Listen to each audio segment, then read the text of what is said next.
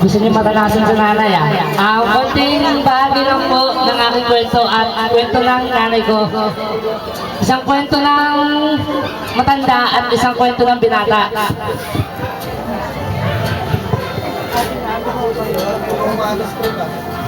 Teka lang. Hindi malakas ako.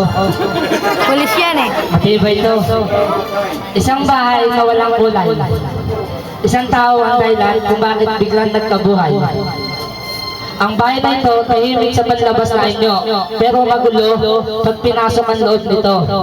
Isang maliit na bahay na may isang tambukang na hanay na kung saan nagkakaisa at nagkakasiyahan dahil sa isang taong puno ng kabaitan.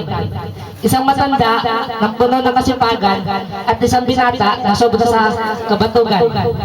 Isang matandang parehong kaliwa ang paa at isang binatang sintonado sa pagkanta.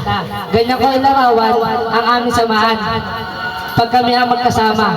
Simpleng paraan pero masaya kung titignan at makabuluhan. Siya ang bumuo ng kalahati ng kwento ng buhay ko. Hindi naman totally kalahati, pero masasabi ko siya ang pinakamaganda ng part ng buhay ko dahil pinakilala siya sa akin.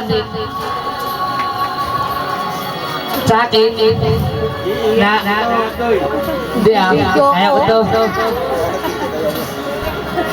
Dahil pinakilala sa akin ang matandang di marunong mapagod at sobrang magmahal. At ngayon, hindi pala alam ng pamilya ko at di ko rin alam kung saan magsisimula.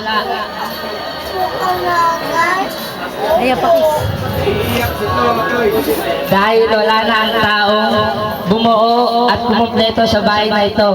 Basta ano man mangyari, si Dominga Yim Edralin ang magiging dahilan kung bakit tuloy-tuloy ang kasiyahan ng bahay na ito at ang kan namin.